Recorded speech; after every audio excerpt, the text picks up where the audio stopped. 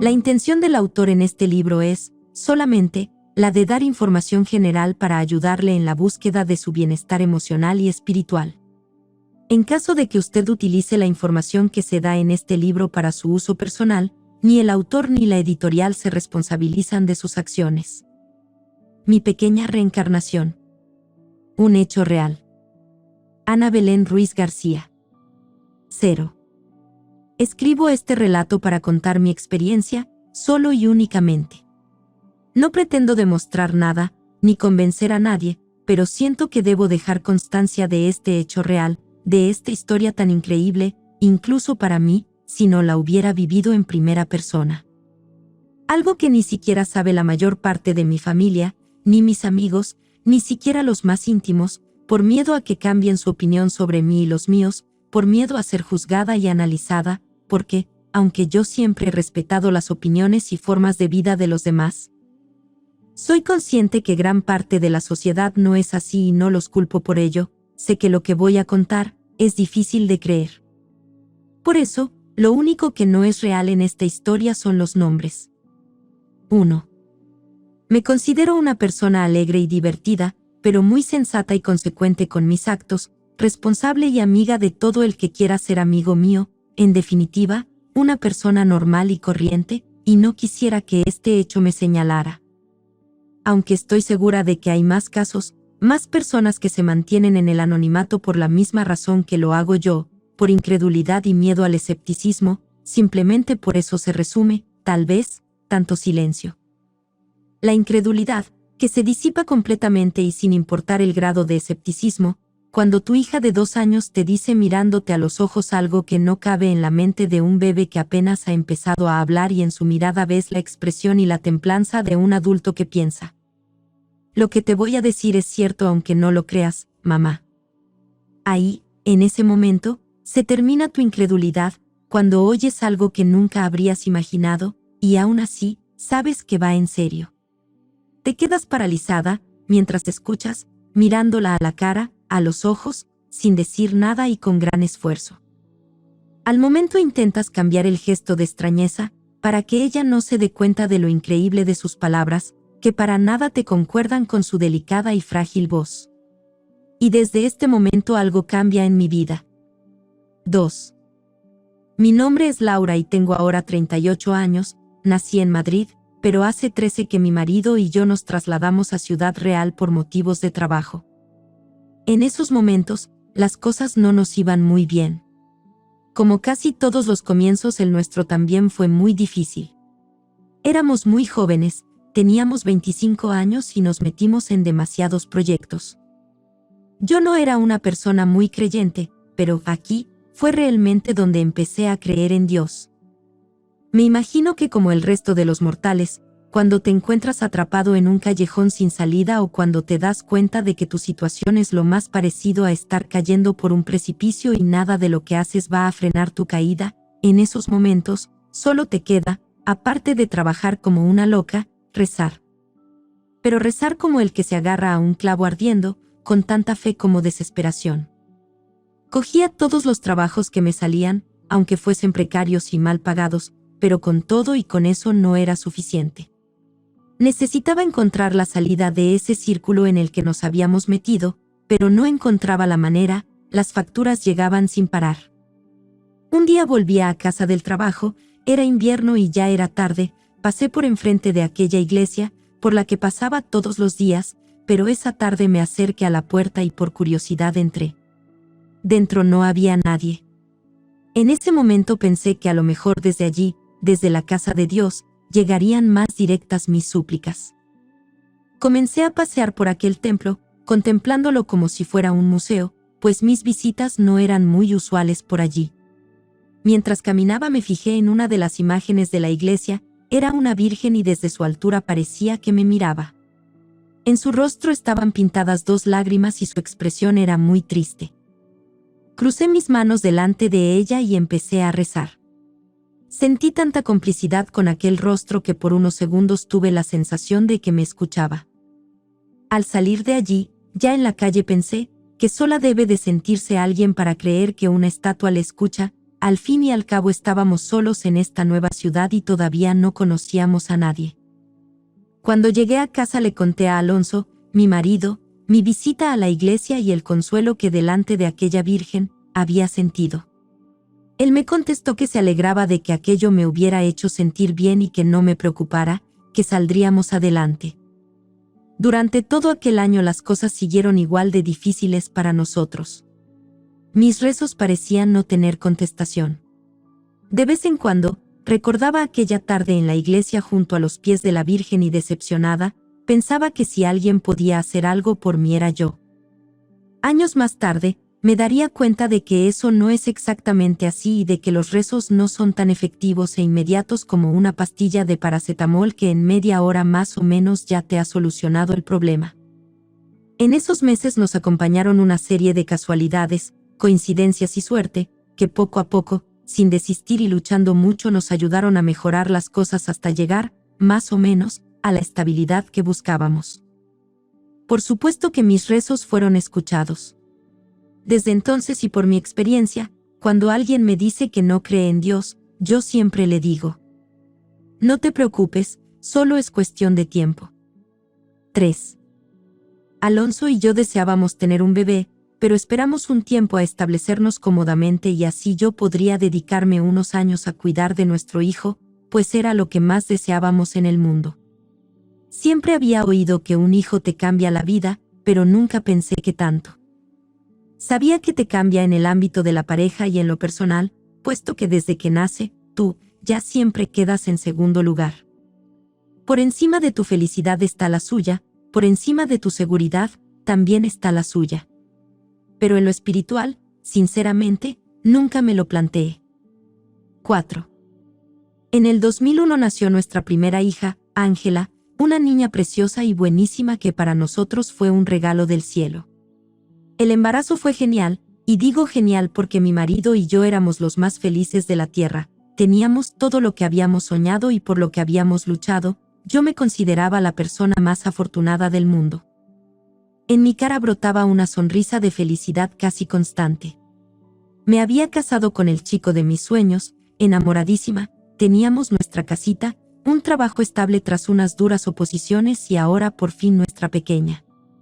No se podía pedir más a la vida.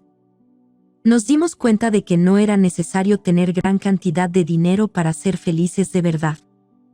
Cuando nació Ángela yo pasaba casi todo el tiempo con ella jugando, enseñándola a descubrir el mundo poquito a poco, y sobre todo mirándola y viéndola sonreír. ¿Hay algo más hermoso que contemplar eso? Ángela era una niña muy tranquila y muy feliz. Tan feliz como nosotros.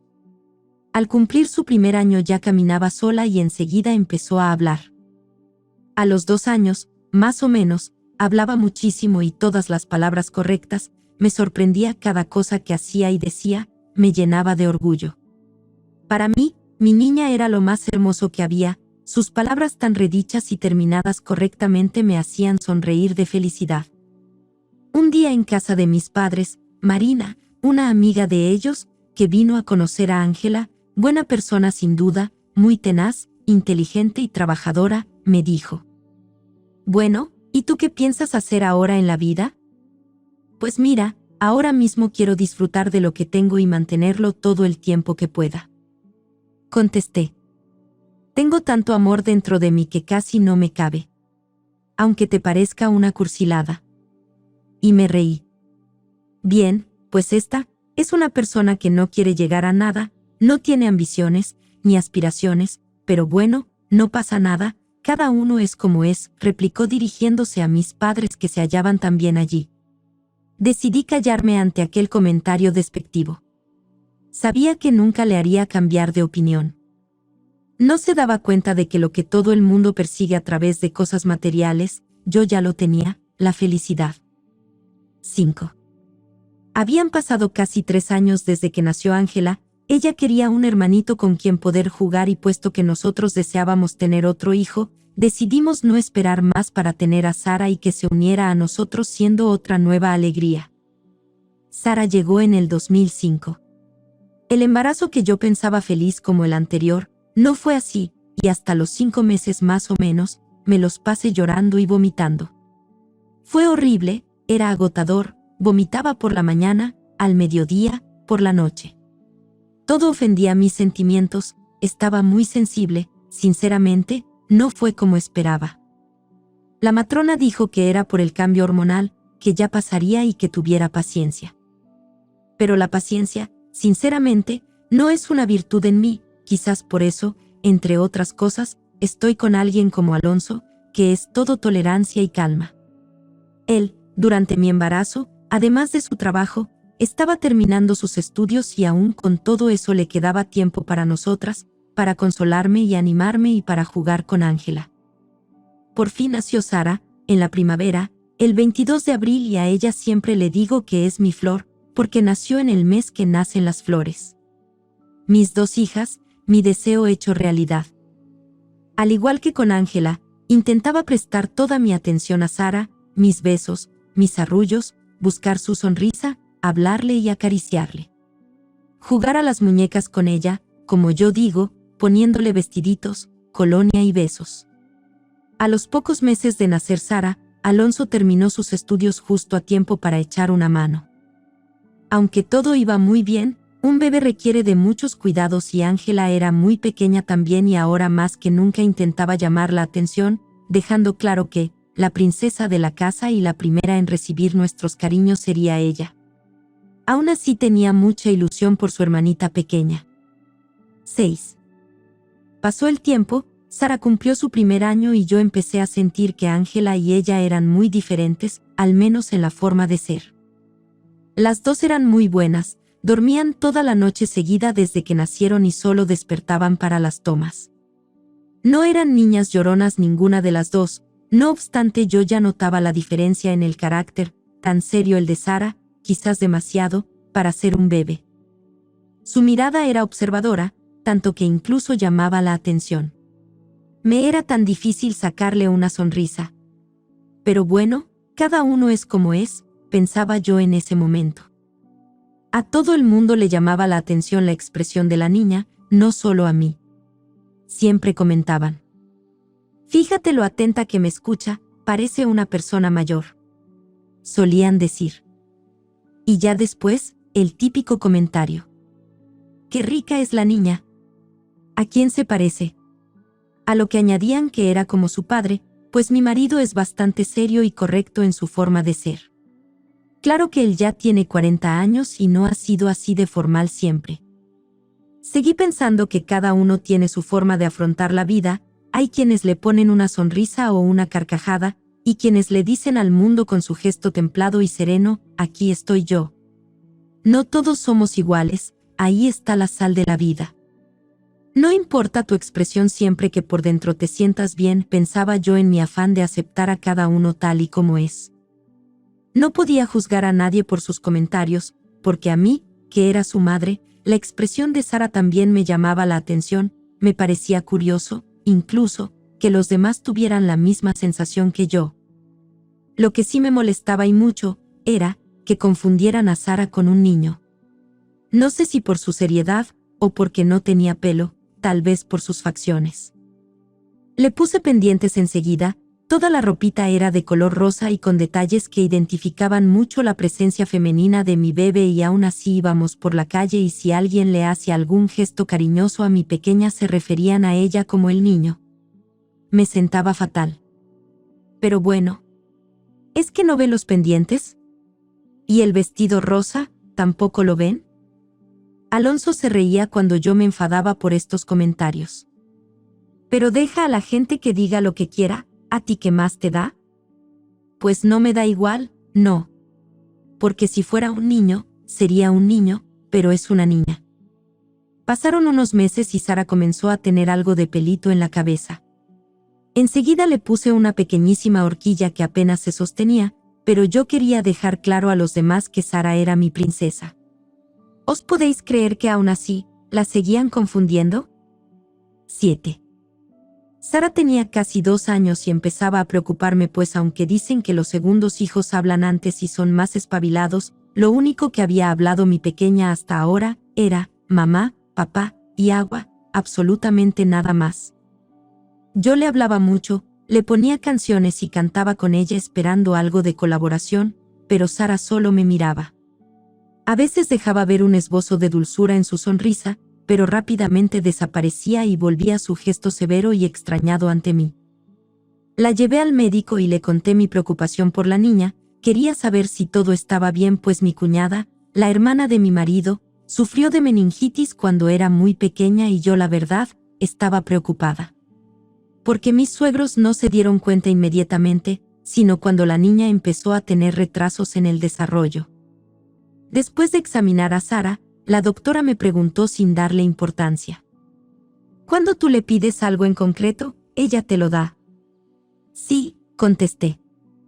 «¿Te señala con el dedo o con gestos lo que quiere?» «Sí», volví a contestar. «Entonces, no te preocupes, a la niña no le pasa nada, solo que para ella es mucho más fácil así la comunicación.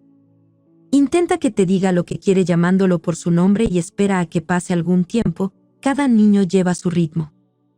Efectivamente, así fue, y poco a poco Sara habló cada día más. Quizás, fui un poco alarmista, pero como madre, considero que debía asegurarme de que todo estaba bien. La verdad es que son dos hijas y dos experiencias bien diferentes. Mis dos amores, mi pasión, mi energía positiva, todo está en ellas. Aunque la doctora me había tranquilizado, a mí me seguía pareciendo algo curiosa la actitud de Sara, una niña tan observadora, de verdad observadora. Cuando venía alguien a casa o cualquier persona que hablara, ella volvía su cara y se quedaba mirando tan seria, con su mirada fija, como el que no entiende algo y trata de comprenderlo. 8. Sara tiene 2 años y medio y una mañana, un día normal, la estaba vistiendo y mientras le ponía la camiseta, me dice con su media lengua: «Mamá, yo tengo un hermano muerto». Yo seguí vistiéndola y no le hice caso, aunque me quedé un poco parada, creí que le había entendido mal y le dije, mientras seguía poniéndole los calcetines: «Cariño, ¿qué?». Y ella me volvió a decir: «Que tengo un hermano muerto, que vive dentro del mar». Yo me quedé pensando si ella sabía lo que decía o no, pero también me impactó lo que dijo sin venir a cuento de nada y seguí vistiéndola sin contestar. A los pocos días se lo dijo de nuevo a su hermana, que también es pequeña. «Tati, yo tengo un hermano muerto», pero Ángela la contradijo y siguieron jugando.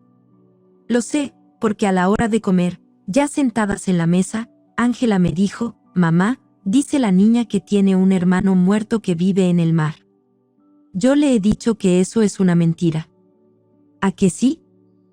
Me sorprendió que repitiera ese mismo comentario a su hermana a solas. Parecía que buscaba a alguien que la creyera, ya que yo no le había hecho caso antes.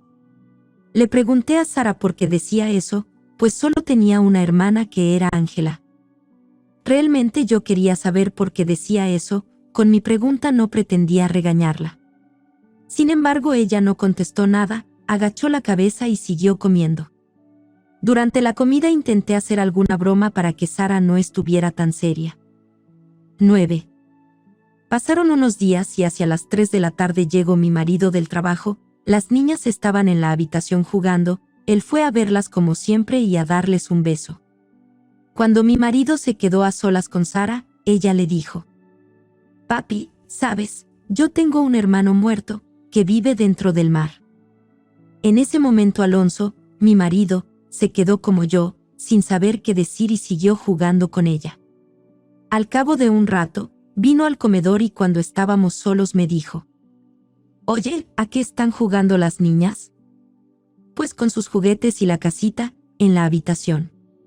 «¿Por qué?», pregunté. Él me contó lo que le había dicho Sara. «¿Y tú, qué le has dicho?», volví a preguntar. «Pues nada, pero me ha sonado un poco macabro», me contestó sonriendo. Yo le comenté que a mí y a Ángela nos había dicho lo mismo y que lo del hermano no nos pareció tan raro, por aquello del amigo imaginario que inventan muchos niños, aunque ella no llama hermanos a sus amigos, pero lo de que estaba muerto y vivía dentro del mar se salía un poco, bajo mi punto de vista. Además, solo era ese comentario, no lo continuaba con nada más. Ella veía que nos callábamos y no insistía tampoco, ¿qué podíamos decir? El fin de semana, estuvimos en el pueblo, en casa de mis padres. A la hora de la comida, Sara estaba sentada al lado de mi padre y le dice: «Abuelo, yo tengo un hermano muerto». Toda la familia estábamos callados y todos nos enteramos del comentario de la pequeña Sara.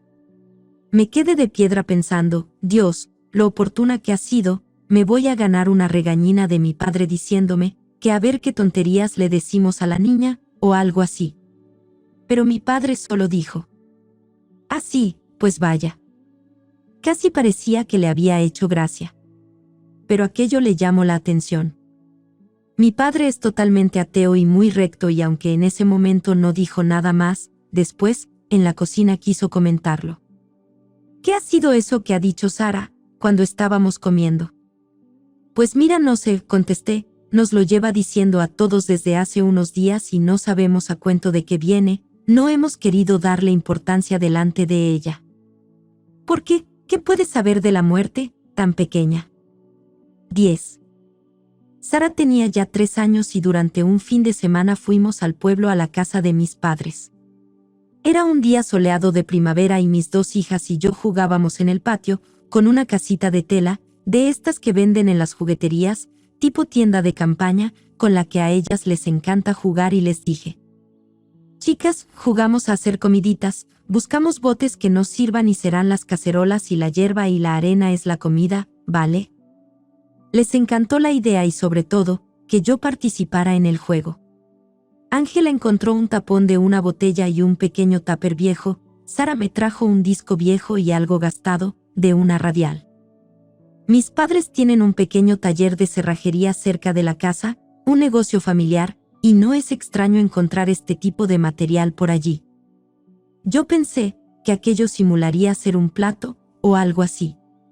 Pero Sara me dijo muy contenta: «Mira, mami, para escuchar una canción. Se le pone un palito encima y suena». Lo primero que me vino a la mente fue, ¿cuándo ha visto ella un disco de vinilo para saber cómo es eso?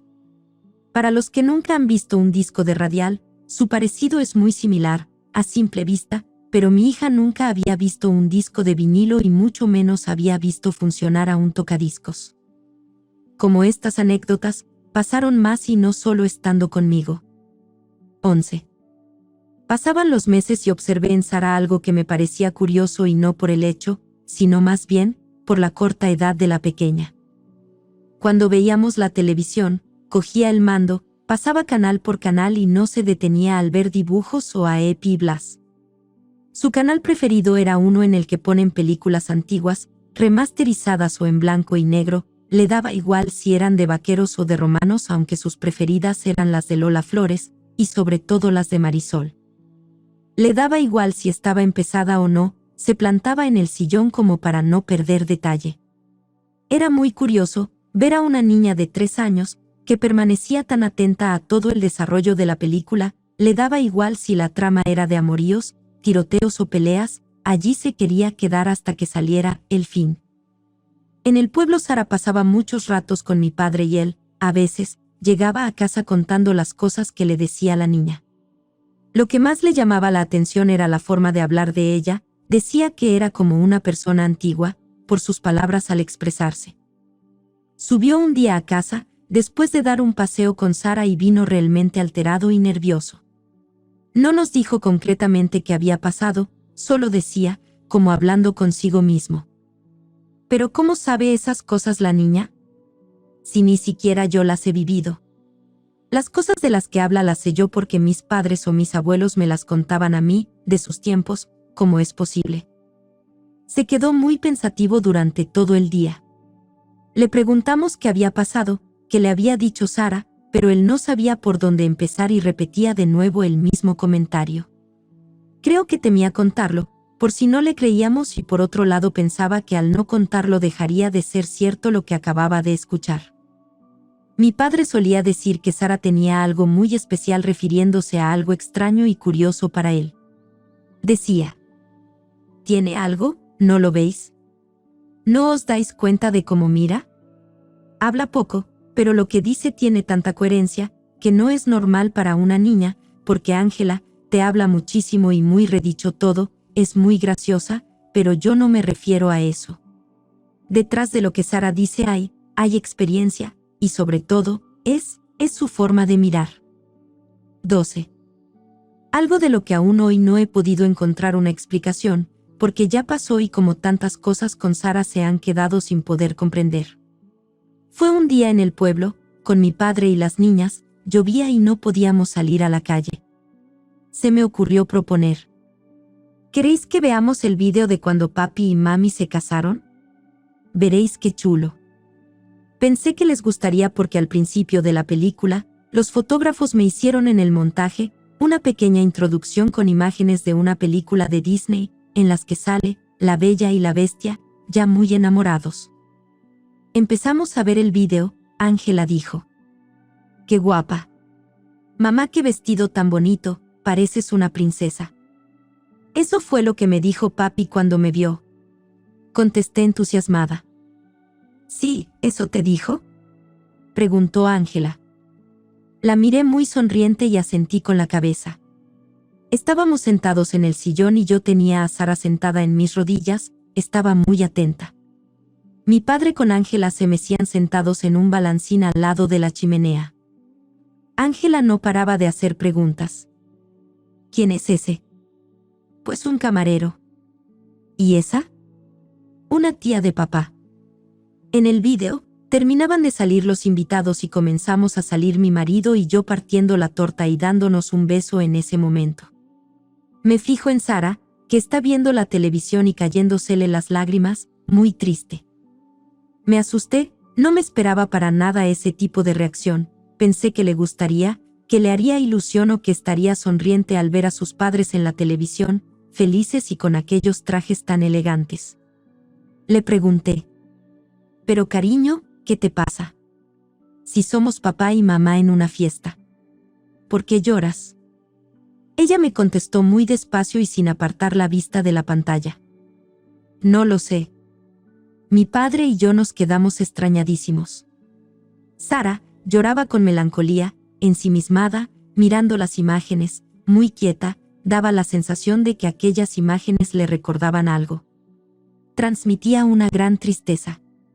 La pregunté si quería que quitara el vídeo y me dijo que sí, tan solo, asintiendo con la cabeza y sin dejar de llorar. Aquel momento nos conmovió tanto, que no hemos vuelto a poner más el vídeo de la boda. 13.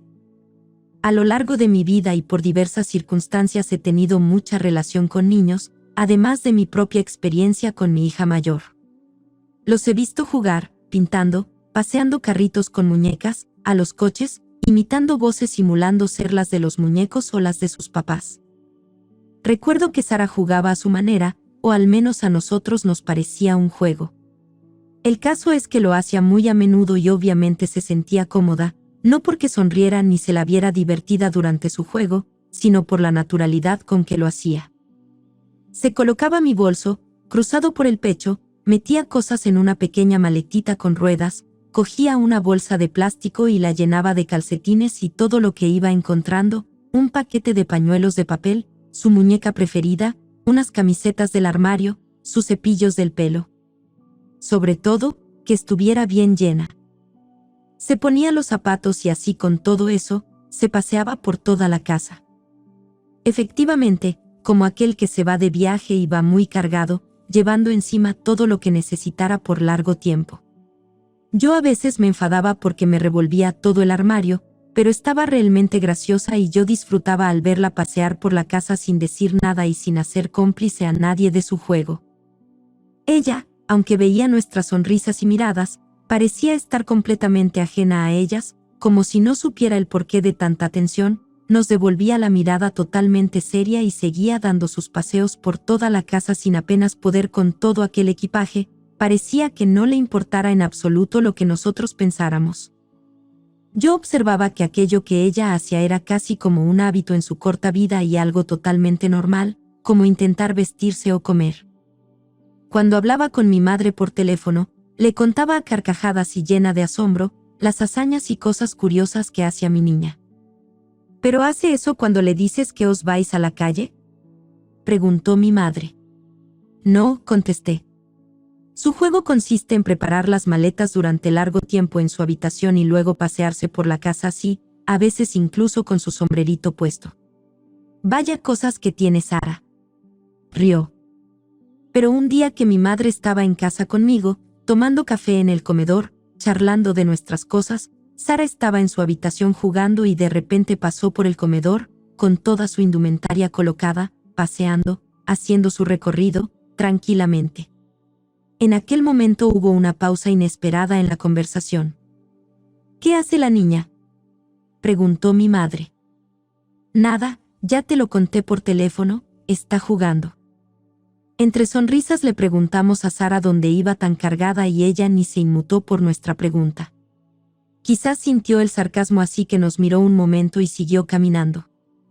Pasó el tiempo, quizás un par de meses, pero ninguno podíamos acostumbrarnos ni hacer ojos ciegos a las reacciones y palabras de Sara, palabras tan serias y escasas puesto que no se dirigía a nadie a no ser que fuera absolutamente necesario para ella, ni siquiera a su papá o a mí, por más que insistíamos en hacerle cariños y juegos.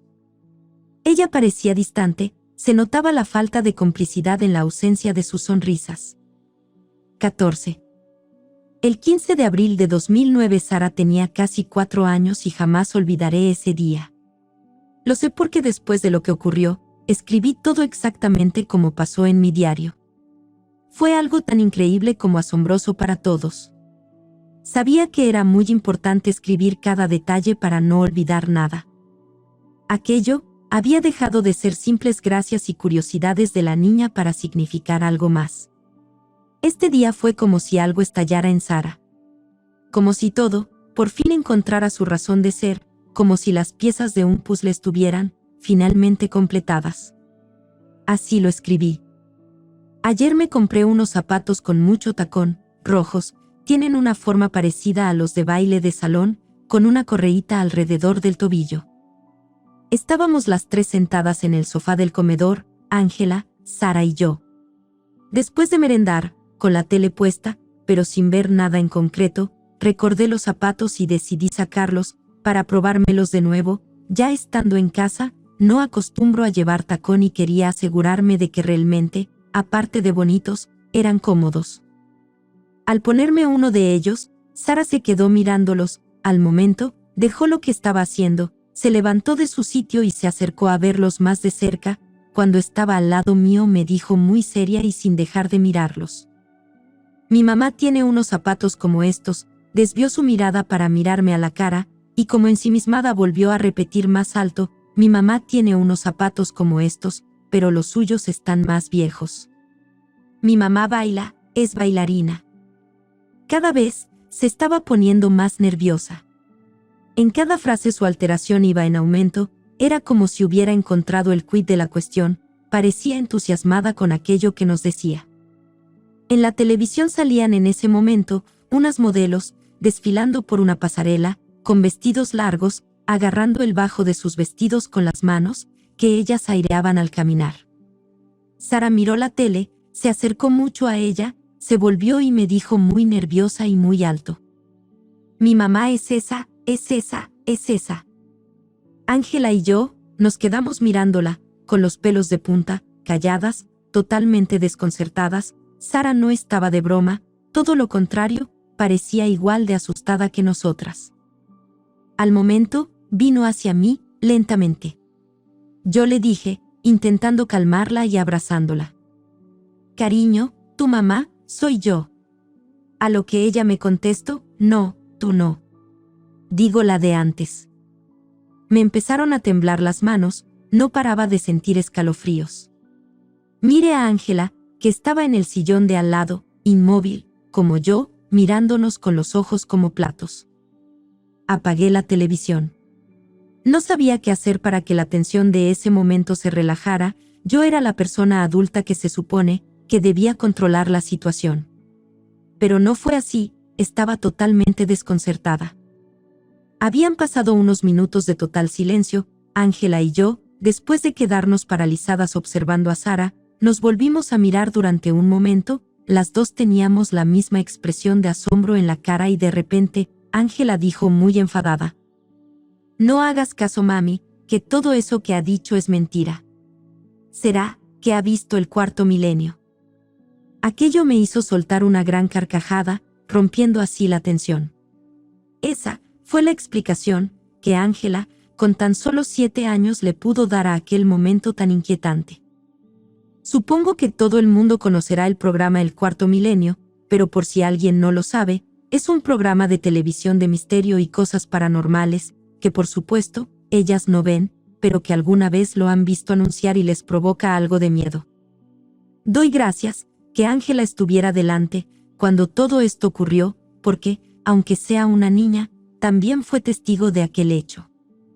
Si no, creo que yo misma, después, le hubiera buscado algún tipo de justificación a todo aquello, quizás, incluso hubiera pensado que todo era una locura y que yo lo había exagerado. Lo que ocurrió este día, para mí, fue demasiado. Me di cuenta perfectamente de que no se refería a que alguna de las modelos que salían en la televisión era su mamá, pero sí de que había alguna similitud con las imágenes y lo que ella quería transmitir. Cuando vino mi marido, por la tarde, le conté lo que había ocurrido, estaba deseando que llegara, lo llevé a la cocina, para estar a solas y poder hablar. Él me conoce, sabe cómo soy, intento ser una persona objetiva e imparcial, empatizo bastante con las personas y aunque él sabe todo esto, yo sentía miedo y vergüenza de contárselo. Le dije: por favor, escúchame bien, porque, de todo esto que voy a contarte, no voy a cambiar ni una sola palabra de lo que ha pasado. Cuando terminé de hablar, él se quedó mirando al suelo, callado, pasándose la mano por la cara y con gesto abrumador, al momento me dijo: ¿eso te ha dicho la niña? Sí, le contesté y añadí: si no me crees, no te preocupes, lo comprendo perfectamente, pero pregúntale a Ángela lo que ha pasado esta tarde, que seguro no se le ha olvidado. Fuimos al comedor, allí estaban las niñas, cogí a Sara en brazos y le pregunté si le quería contar a papá lo de los zapatos. Ella se lo contó, entre juegos y sin mirarle a la cara, parecía que tuviera la misma sensación que yo al contarlo. Pero se lo contó igual. Añadió después que los zapatos estaban en otro lugar, pero muy lejos y que estarían llenos de telarañas. Ángela también estaba allí, y al oír a Sara contárselo a su padre exclamó muy enfadada: menudo susto que nos ha metido la niña con las mentiras esas que dice, es más rara.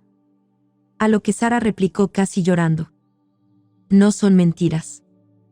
Pero como no van a ser mentiras, si decías que la de la tele era tu mamá, y que los zapatos de mamá eran de la mujer de la tele. Le volvió a decir su hermana discutiendo. Sara empezó a hacer pucheros y a llorar en silencio. Le dije a Ángela que se callara, cogí a Sara en brazos y me la llevé a otra habitación para calmarla y decirle que no llorara, que yo sí la creía. Después, al estar solos, mi marido me dijo que a lo mejor esa conducta de la niña era un juego. Pero a mí no me lo parecía, era algo demasiado retorcido para una niña de casi 4 años y que cuando ocurrió esto, la pequeña, al decirlo, lo estaba pasando muy mal. No era algo divertido para ella. Tampoco me pareció un juego su reacción, al decirle después su hermana que estaba mintiendo, se hubiera reído si aquello fuera así, una broma o una llamada de atención, pero no fue así, se puso a llorar. Por la noche, al acostarnos, Sara se vino a nuestra cama y nos preguntó si se podía quedar allí a dormir. Le dije que sí.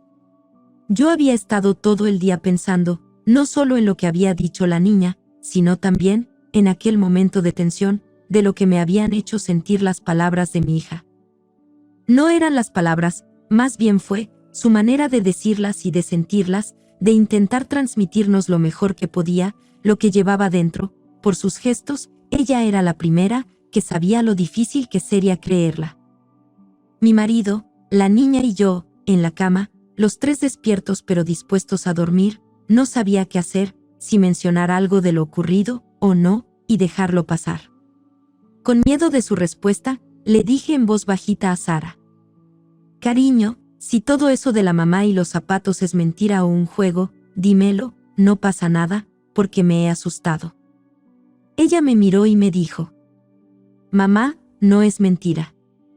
Me quedé callada por un momento, esa era la respuesta que me temía. Nena, es que yo soy tu única mamá.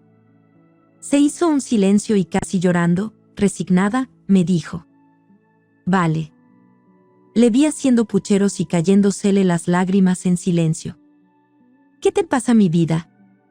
Ella solo me dijo entre sollozos y con la voz entrecortada. No sé, estoy muy triste. Y siguió llorando. La abracé, con todo el dolor de mi alma, hasta que se durmió.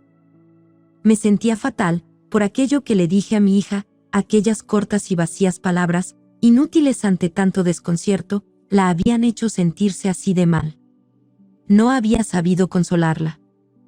En ese momento pensé que no tenía que haber seguido el tema. ¿Pero qué tenía que haber dicho o hecho? No lo sé, seguir igual que otras veces, sin decir nada. Aunque era obvio que la niña decía la verdad, yo seguía sin saber qué pensar. En un segundo, empecé a contrastar, llena de temor, la realidad, con lo que ella decía, porque lo que sí estaba claro, es que lo que nos contaba, lo sentía.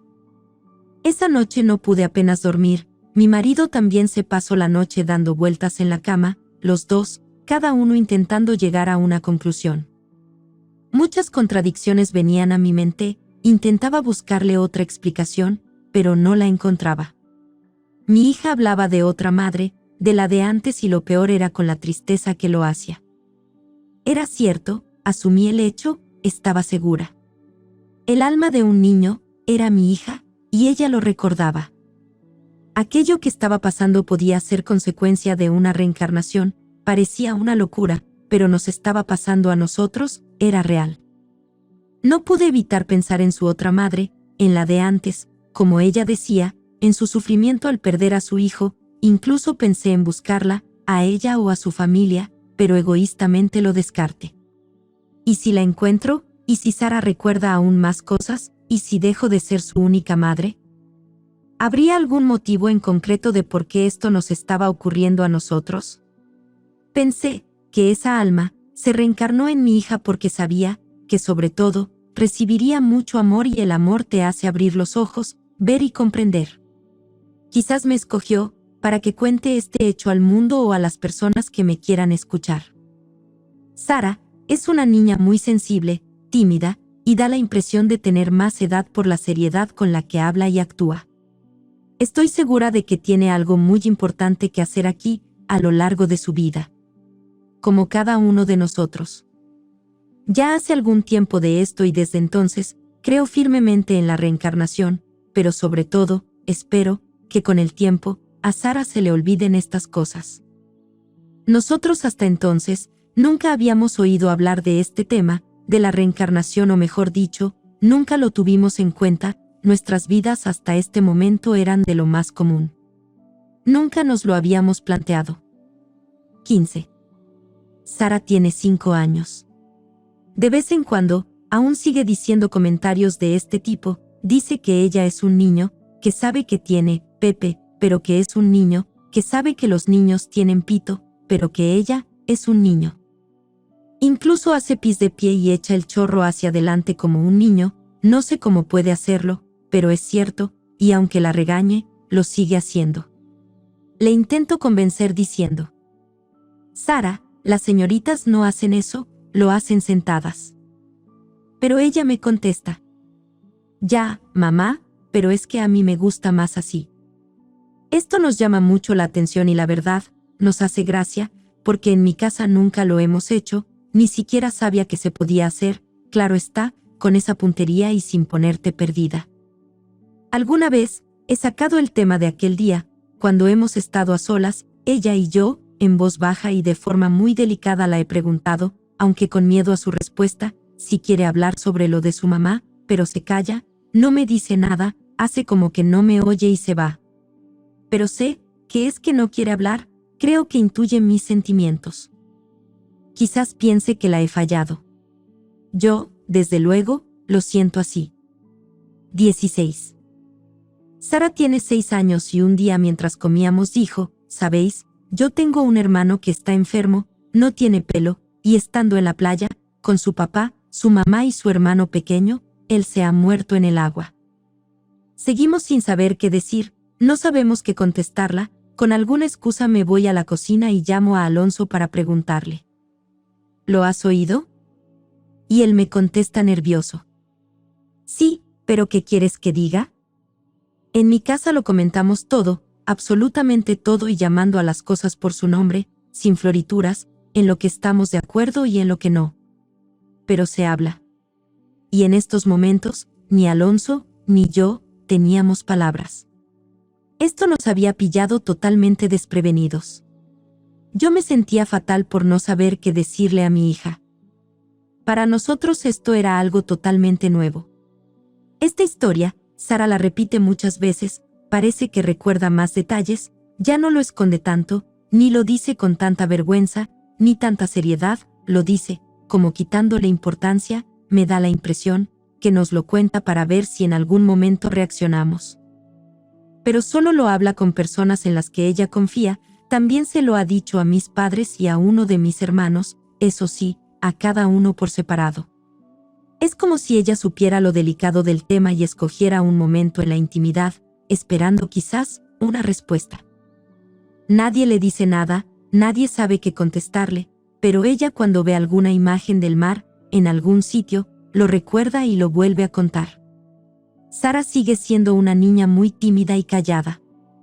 Muchas cosas nos empiezan a encajar, recordamos el primer verano que fuimos con Sara a la playa, tenía 7 meses más o menos, Alonso es el que mejor lo recuerda, la llevaba en brazos y vio el miedo que sintió la niña nada más pisar la arena, de frente al mar, nada más verlo.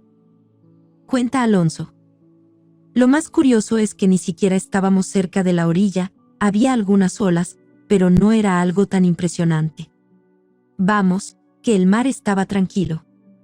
Era como un gatito angustiado, cuando lo acercas a un barreño de agua, movía sus piernecitas como intentando trepar, muy nerviosa.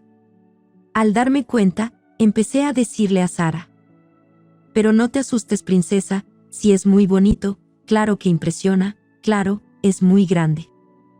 Pero ella no se soltaba de mi cuello y tan solo estábamos en la arena. Ángela, al oírme, también colaboraba para que Sara no tuviera miedo y en sus pequeñas manos le traía puñaditos de agua a su hermana. Nos llevó toda la mañana conseguir que Sara metiera un poquito los pies y viera que no pasaba nada y que era algo divertido. Después de aquel momento tan angustioso en la playa, Sara nunca más ha mostrado miedo al agua. 17. Sara ha cumplido ya 7 años, y su cambio de carácter ha sido espectacular, poco a poco se ha vuelto muy sociable y alegre, tiene una sonrisa preciosa. Ahora, al terminar de escribir nuestra historia o mejor dicho, la de mi hija, he sabido de más casos que han salido a la luz. En estas experiencias se dan nombres, fechas, se indican lugares que la gente recuerda de sus otras vidas y que certifican con ello la realidad del hecho, la reencarnación. Y aún así, los más escépticos le buscan una explicación lógica dentro de la lógica que ellos aceptan. Hablan de enfermedades psicológicas, paranoias, enfermedad mental, todo con tal de no ver lo obvio. Tal vez, si no hubiera tenido miedo a preguntar y si no hubiera visto sufrimiento en la cara de mi hija, si hubiera indagado más, quizás, seguro que tendría más datos, pero no quise saber, sentí miedo, me sentí insegura y desplazada. Sobre todo, creí que tenía que proteger a mi hija de las cosas que decía, de esos pensamientos o esas ideas. Yo solo quería que en la cara de mi hija se reflejara únicamente felicidad y seguridad, con sus rabietas y sus sonrisas, solo, algo normal de una niña de su edad. Soy una persona que me gusta corroborar las cosas, comprobarlas, no dejarme llevar solo por las apariencias, pero en el caso de los sentimientos, es distinto. ¿Cómo se comprueba o se contrasta el amor, el odio, la ira, la alegría, la tristeza? ¿Cómo lo explicas, sin decir o hacer nada? Solo en tu cara, tus ojos, tus lágrimas, tu sonrisa. Una vez leí en algún sitio que quien entiende una mirada, no necesita de una larga explicación. Simplemente, así es como se explica, así es como te delatas. Yo sabía cómo se podía sentir mi hija, con tan solo ver su cara, no son tan solo palabras. Vi su sentimiento de dolor en su llanto silencioso y resignado. Vi el llanto de una persona mayor en la carita de mi niña, de tan solo 3 años.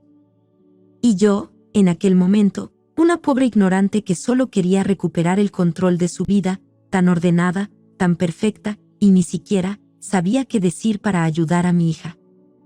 No sé si lo estropeé todo, siempre tendré esa duda, tan solo deseaba que mi hija dejara de contrastar lo que veía con lo que solo ella sabía y los demás no entendíamos.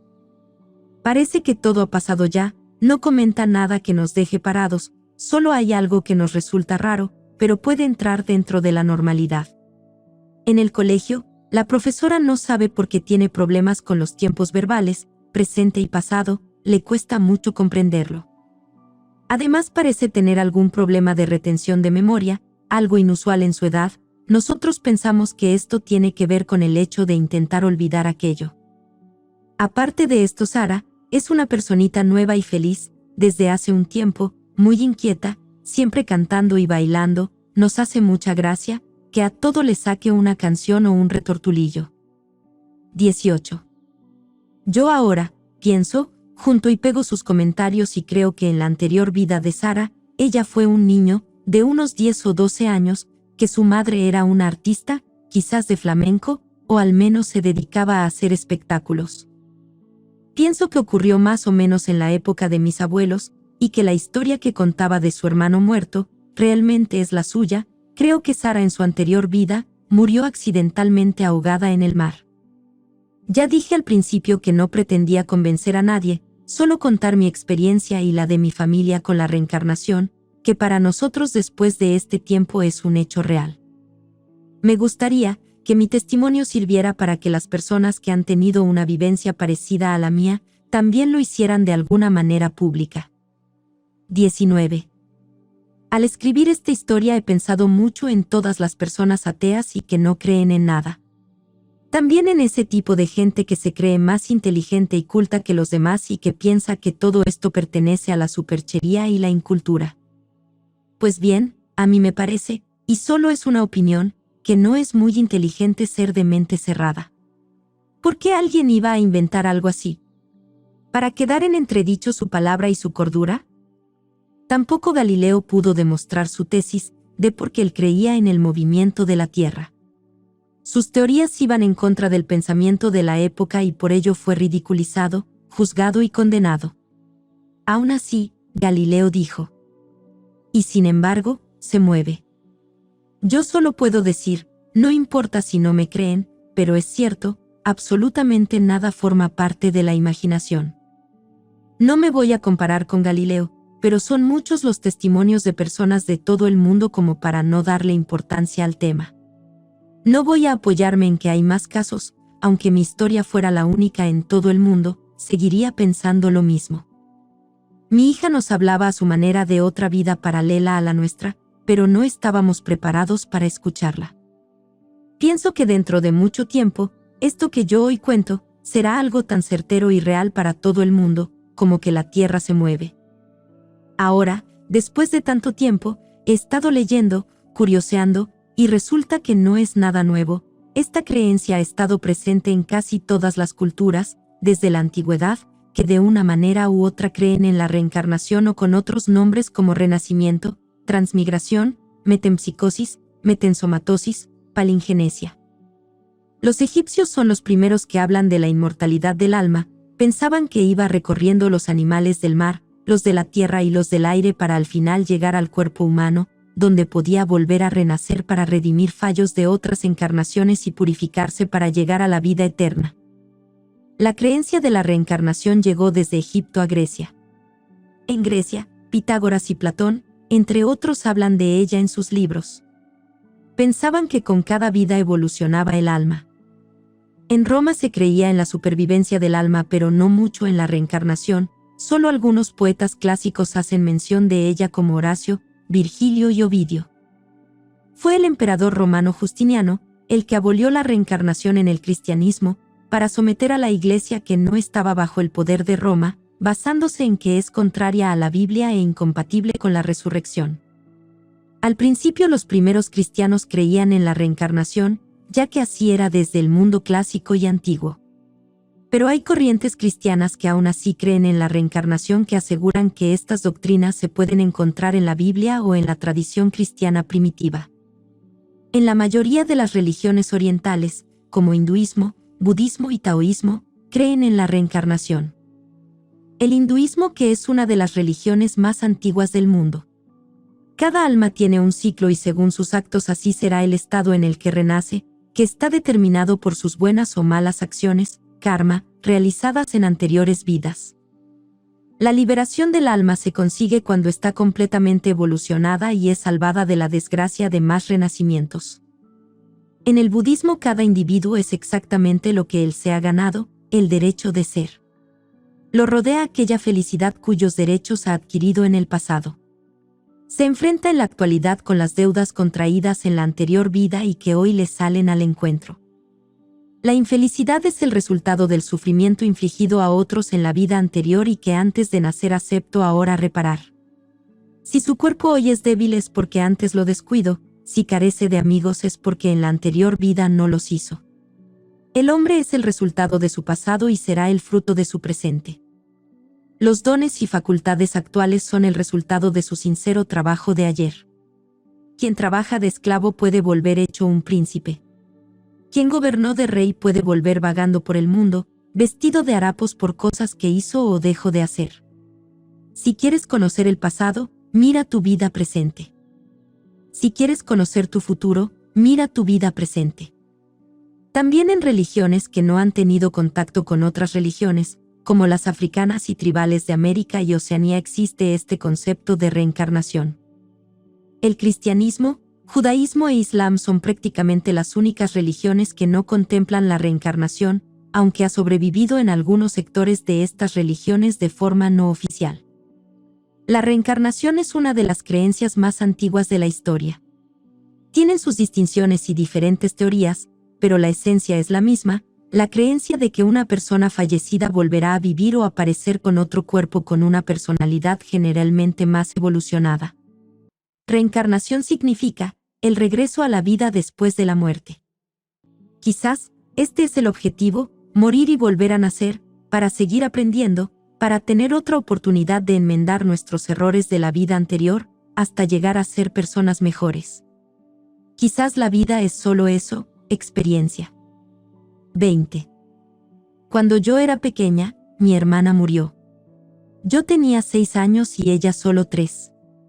Murió tras una larga enfermedad, tan larga como su vida, pues nació con diferentes complicaciones que al final no pudo superar. Recuerdo el día en que murió. Mi hermano y yo estábamos en casa de mis abuelos, en el salón. Recuerdo a mi padre mirando por el cristal de la terraza. Nadie nos dio la noticia, pero supimos lo que había ocurrido.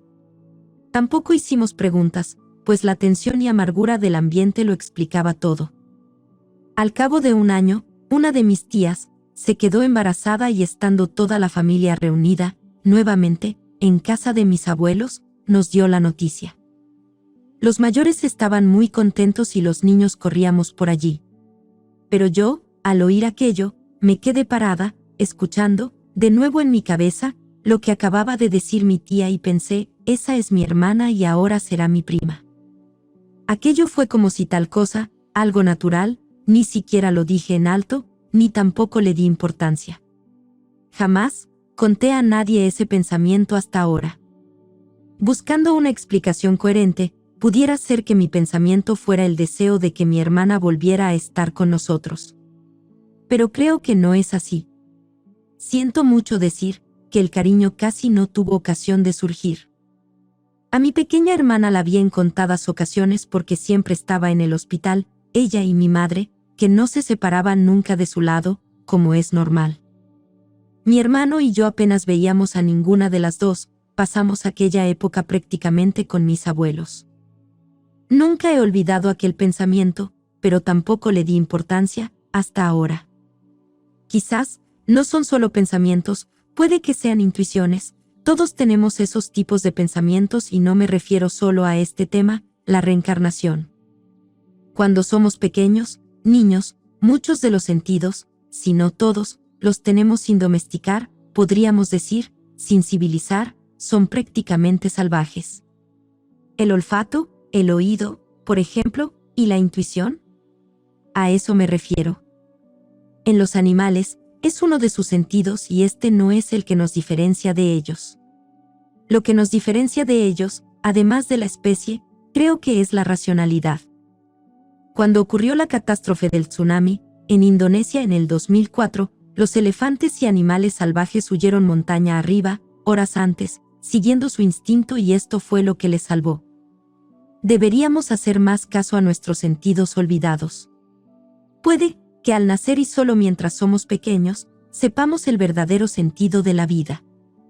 Hay un refrán que dice, los mejores maestros, los niños, y como todos sabemos, los refranes son sabios.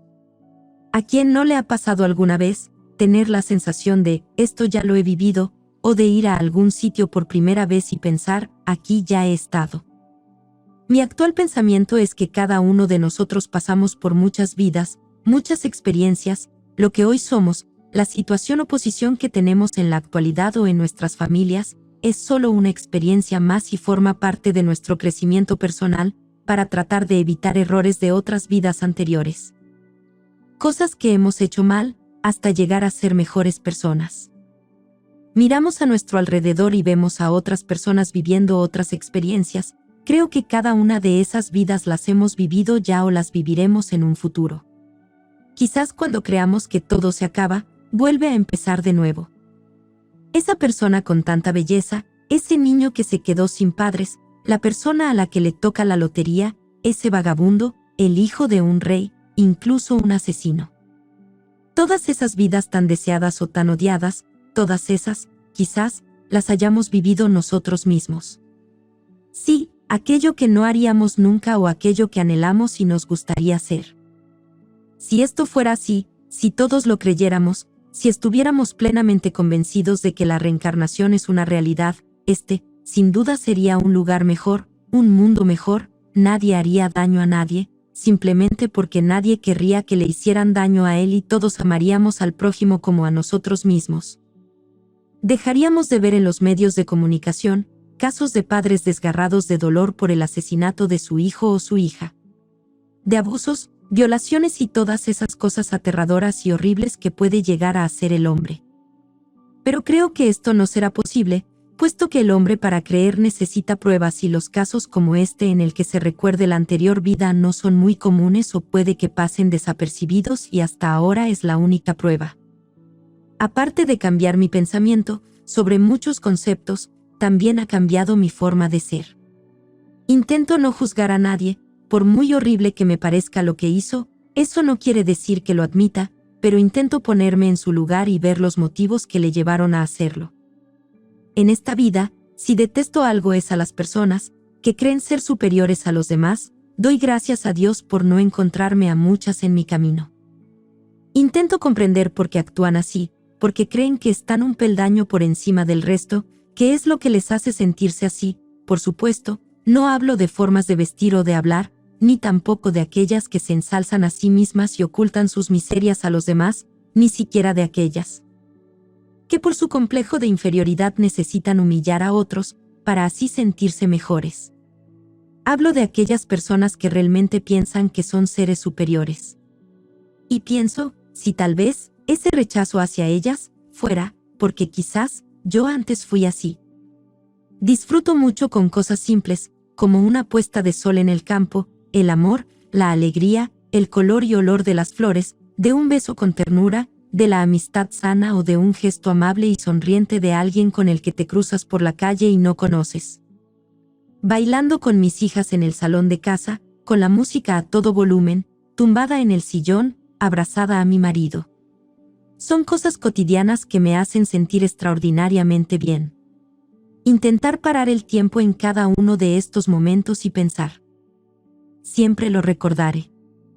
Quizás, como ya dije antes, no tuve todo esto muy en cuenta en otra vida, y fui alguien muy ambiciosa que solo perseguía cosas materiales, muy ocupada y preocupada solo por tener más y más dinero y se perdió todo esto que consideraba vano y simple. Desde aquel momento algo cambió en mi vida. Eso seguro. 21. Sara tiene ahora 8 años, y como dije, parece no recordar nada, Un día de estos, yo estaba sentada frente al ordenador, ella sabe que estoy escribiendo un libro y me preguntó: «Jo, mamá, sí que estás escribiendo. ¿Y de qué escribes tanto?». Yo le contesté: «Escribo un libro sobre ti, Sara». «Ah, ¿sí?», preguntó muy contenta. «¿Y qué pones de mí?». Me arriesgué y le pregunté directamente: «¿Tú te acuerdas de que cuando eras pequeña me decías que tenías un hermano que estaba muerto y vivía debajo del mar?». Ella dejó pasar un momento y me contestó muy extrañada: «¿Eso decía yo?». Después se echó a reír y me dijo: «No, no me acuerdo, mamá, ¿de verdad decía yo eso?». Y volvió a reírse. No recuerda nada absolutamente, y por supuesto no voy a insistir, ni a comprobar, ni nada de nada. Ante todo, está la felicidad de mi hija, y ella ahora es muy feliz. A los escépticos, que piden pruebas y ver milagros, solo puedo decirles que miren a su alrededor y observen. Epílogo. Pero, Dios, ¿cómo he podido estar tan ciega, cómo he sido tan ignorante, para dudar de lo que mis ojos veían, mis oídos escuchaban y mi ser sentía? Según escribo mi historia, va pasando el tiempo, voy indagando y comienzo a leer libros relacionados con este tema. Cada vez encuentro más y más personas, médicos, científicos, profesores que llevan estudiando el tema de la reencarnación más de 50 años. Tienen mis mismos pensamientos y no hablo de experiencias personales, sino de gente que estudia y se interesa por tantos y tantos casos como hay por todo el mundo. Esto no puede ser casualidad, nada sabía de todos ellos y prácticamente mis mismas expresiones son las suyas. Me alegra tanto, no soy ningún bicho raro, y todo lo ocurrido con mi hija durante varios años, por fin tiene una explicación lógica. Al menos, para más personas, incluso prestigiosos científicos como el Dr. Alexander Cannon. Era científico y médico de enfermedades nerviosas. Estudió más de 1000 casos en todo el mundo, buscando explicaciones lógicas para darle a todo sentido común y racionalidad. Al final terminó rindiéndose ante tanta evidencia, tantos y tantos testimonios que sin conocerse coincidían en lo mismo. Él mismo dijo: «Durante años, la teoría de la reencarnación resultó una pesadilla para mí e hice lo posible por desecharla, pero pasaban los años y todos los pacientes me contaban la misma historia, aunque tuvieran creencias diferentes. Ahora, después de más de 1000 casos, debo admitir que existe algo llamado reencarnación». Dr. Ian Stevenson. Fue doctor en medicina y profesor de psiquiatría en la Universidad de Virginia. Investigó más de 3000 testimonios de niños por todo el mundo. Él dice que la reencarnación no sabe cuándo ocurre, si es en la gestación, durante el parto o en el nacimiento, pero que ocurre. Dr. Brian Weiss. Profesor en la Universidad de Miami y jefe del Departamento de Psiquiatría del Hospital Mount Sinai de Miami. Una buena posición profesional, un buen estatus económico, por lo que tenía mucho que perder y nada que ganar, admitiendo públicamente que sus investigaciones acerca de la reencarnación le habían convencido plenamente. Pudo comprobar la reencarnación a través de pacientes en estado hipnótico, haciéndoles una regresión en la que les hacía volver a sus vidas pasadas. La investigación científica sobre la reencarnación tiene un inconveniente bastante importante, y es que la gran mayoría de los científicos que participan en ella ponen en tela de juicio su carrera profesional, al ser un tema tan difícil de demostrar, a la vez mezclado con lo paranormal y religioso. Casi ninguno se arriesga a dar nombres y apellidos. Y es que si hablas de reencarnación, ten por seguro que a vista de los demás, resta seriedad a tu persona. Pero la vida es riesgo, y si crees en algo profundamente, al menos para mí, merece la pena comprometerse aunque la controversia esté asegurada. Sigo pensando que algo así hay que vivirlo para creerlo, pero como no es posible, el resto de las personas simplemente tienen que tener fe. Y si son mensajes, podría ser que Dios, el universo, da igual como lo quieras llamar, con casos como el de mi hija, esté intentando que nos demos cuenta del verdadero misterio de la vida. Y que sin la fe de creer en los demás, fuera imposible. A las personas que no creen en la reencarnación y que piensan que si realmente hubiera un Dios, un ser tan piadoso, compasivo y noble, no habría tanto sufrimiento en el mundo, les digo.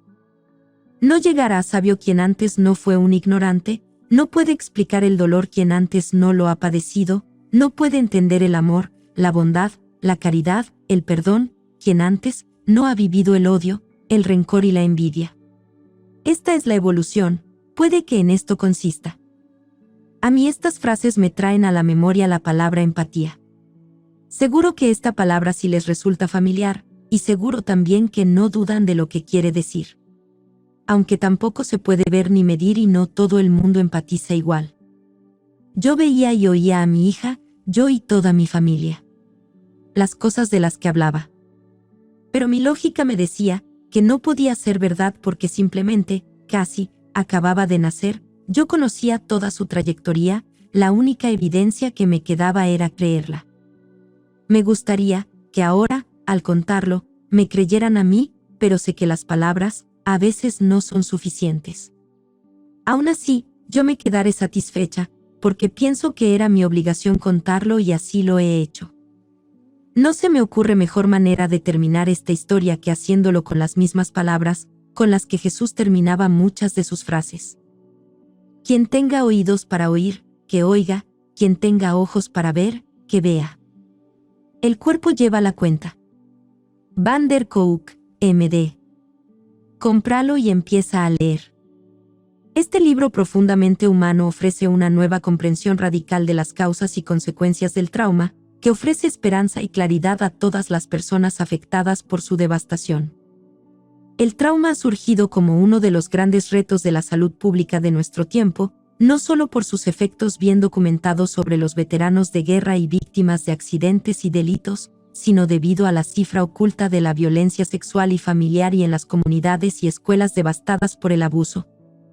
El abandono y la adicción, basándose en más de 30 años en la vanguardia de la investigación y la práctica clínica, Bessel van der Kolk muestra que el terror y el aislamiento en el núcleo del trauma, literalmente, remodelan tanto cerebro como el cuerpo. Nuevos conocimientos sobre nuestros instintos de supervivencia explican por qué las personas traumatizadas experimentan ansiedad incomprensible y rabia paralizante e intolerable y cómo el trauma afecta su capacidad para concentrarse, recordar, formar relaciones de confianza e incluso para sentirse como en casa en sus propios cuerpos. Estas personas, después de haber perdido el sentido del autocontrol y frustrados por las terapias fallidas, a menudo temen estar dañados sin posibilidad de recuperación. El cuerpo lleva la cuenta es la inspiradora historia de cómo un grupo de terapeutas y científicos, junto con sus valientes y memorables pacientes, han luchado por integrar los recientes avances en la ciencia del cerebro, la investigación del apego y la conciencia corporal en tratamientos que puedan liberar a los supervivientes del trauma de la tiranía del pasado. Estos nuevos caminos hacia la recuperación activan la neuroplasticidad natural del cerebro para reconectar el funcionamiento perturbado y reconstruir paso a paso la capacidad de saber lo que se sabe y sentir lo que se siente. Como escuchar a tus ángeles.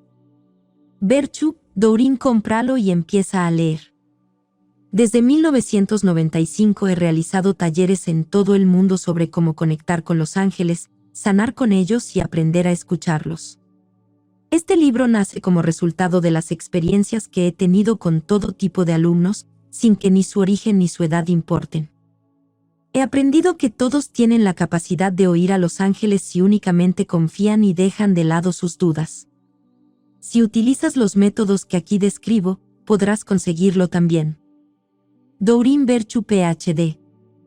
Cómpralo y empieza a leer. Teoría U. Charmer, C. Otto. Cómpralo y empieza a leer. Acceda a la fuente más profunda de inspiración y visión. Vivimos en una época de fracasos institucionales masivos que se manifiestan en la destrucción de los fundamentos de nuestro bienestar social, económico, ecológico y espiritual. Afrontar estos retos requiere una nueva conciencia y una nueva capacidad de liderazgo colectivo. En este libro innovador, Otto Scharmer nos invita a ver el mundo de nuevas maneras y así descubrir un enfoque revolucionario para el liderazgo y el aprendizaje. En la mayoría de los grandes sistemas de hoy creamos colectivamente resultados que nadie quiere. ¿Qué nos mantiene atascados en los patrones del pasado? Nuestro punto ciego, es decir, nuestra falta de conciencia del lugar interno desde donde nuestra atención e intención se originan. Al movernos a través del proceso Udez-Charmer, accedemos conscientemente a nuestro punto ciego y aprendemos a conectarnos con nuestro ser auténtico, la fuente más profunda de conocimiento e inspiración. Teoría U ofrece una rica diversidad de historias, ejemplos, ejercicios y prácticas convincentes que permiten a líderes, organizaciones y sistemas copercibir y co-crear el futuro que está queriendo emerger. Esta segunda edición presenta un nuevo prefacio en el que Charmer identifica 5 corrientes transformadoras y describe casos de estudio del proceso U en todo el mundo. También incluye 8 dibujos en color de Kelby Bird que capturan las aplicaciones del viaje de la U e ilustran los conceptos del libro, así como nuevos recursos para aplicar los principios y las prácticas. Introducción a la acupuntura de Tung. Wang, Dr. Chuan Min. Cómpralo y empieza a leer. La acupuntura de Tung fue la estrella que supo alumbrar el arte curativo milenario chino en los últimos tiempos. Desde su aparición en la década de los 70 gracias al bondadoso gesto del único heredero de la familia Tung, el Dr. Hing Chan Tung, mundialmente conocido como Maestro Tung. De abrir la puerta de su casa y compartir este legado familiar celosamente guardado con sus 73 discípulos de primera generación en la hermosa tierra de Formosa, Taiwán, la acupuntura de Tung no ha dejado de florecer y dar frutos por todo el continente asiático y norteamericano. En el año 2013, gracias al esfuerzo y dedicación de uno de los 73 discípulos de primera generación de Master Tung, el Dr. Chuan Min Wang, ha logrado cumplir el sueño de Master Tung de repatriar oficialmente la acupuntura de Tung a China. Creando junto a sus 4 discípulos el Comité Mundial de la Acupuntura de Tung, World Tung Acupuncture Committee, BAC, en Beijing. Esta organización no gubernamental tiene como misión principal la difusión y enseñanza de la acupuntura del linaje Tung por todo el mundo en cooperación con la Federación Mundial de la Sociedad de Acupuntura y Moxibustión, The World Federation of Acupuncture Moxibustión Society, FAS. Con esta magnífica obra originariamente escrita en inglés por el Dr. Chuan Min Wang y traducido al español por su tercer discípulo, Dr. Yus Cheng Tsa, todos los amantes de la acupuntura de Tung de habla hispana pueden tener la oportunidad de conocer, desde el seno de la familia Tung, el origen de su creación. ¿Cuáles son sus principios filosóficos y terapéuticos? ¿Por qué es tan diferente a la acupuntura de los 12 canales y, a su vez, cómo se puede y se debe complementar con ella para lograr un plan terapéutico integral que ayude a nuestros pacientes a sanar desde el espíritu y el alma, sus dolencias físicas y diversas enfermedades? Introducción al modelo de los sistemas de la familia interna. Schwartz, Ph.D., Richard C. Cómpralo y empieza a leer. La terapia con sistemas de la familia interna es uno de los enfoques en psicoterapia de crecimiento más rápido. A lo largo de los últimos 20 años se ha convertido en una manera de entender y tratar los problemas humanos que resulta potenciadora, eficaz y no patologizante. Sistemas de la familia interna, IFS, implica ayudar a las personas a sanar a través de una nueva forma de escuchar en su interior a las diferentes partes, sentimientos o pensamientos, y liberarlas en el transcurso de tal proceso, de creencias, emociones, sensaciones e impulsos extremos que limitan sus vidas. Según vayan liberándose las personas de sus cargas, irán teniendo un mayor acceso al self, nuestro recurso humano más valioso, por lo que estarán en mejores condiciones de dirigir sus vidas desde ese lugar centrado, seguro y compasivo. En este libro, Richard Schwartz, quien desarrolló el modelo de sistemas de la familia interna, nos presenta sus conceptos básicos y métodos a seguir, empleando para ello un estilo comprometido, comprensible y personal. Los terapeutas encontrarán que el libro profundiza en la apreciación que tienen del modelo IFS y servirá de ayuda a sus clientes para poder comprender mejor qué es lo que están experimentando durante la terapia. El libro incluye además ejercicios factibles que facilitan el aprendizaje.